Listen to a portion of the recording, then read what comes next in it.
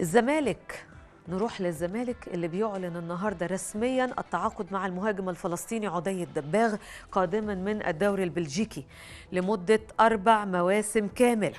النهارده برضو وصلت البطاقة الدولية عدي الدباغ إلى اتحاد الكرة.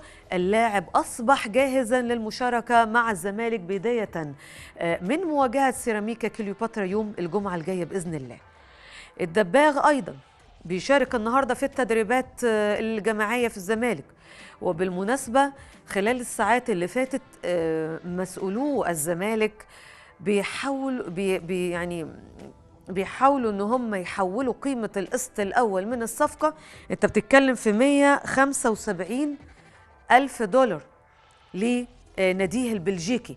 طيب القسط الثاني كم؟ القسط الثاني برضو 175 ألف دولار زيهم، بيسددوا على 6 شهور. وعلى فكرة يمكن لأول مرة برضو في تاريخ الدوري المصري الزمالك بيضم في صفوفه 3 لعيبة من فلسطين، وهم عدي الدباغ، آدم كايد، وعمر فرج العائد من الإعارة.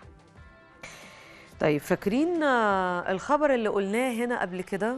الحمد لله يعني أعتقد إنه كان صح، يعني أعتقد الجازمة، يعني إنه في لاعب أجنبي وصل القاهرة بداية الأسبوع الحالي، ودي الصفقة السوبر اللي الزملكاوية كلهم بيتكلموا عليها والإدارة كلها متحفظة عليها. ويمكن أنا قلت هنا إنه اللاعب الأجنبي ده خلص كل حاجة مع الزمالك، تم الاتفاق على كل بنود التعاقد، والموضوع فقط متوقف بس على الإعلان الرسمي اللي هنشوفه خلال ساعات قليلة.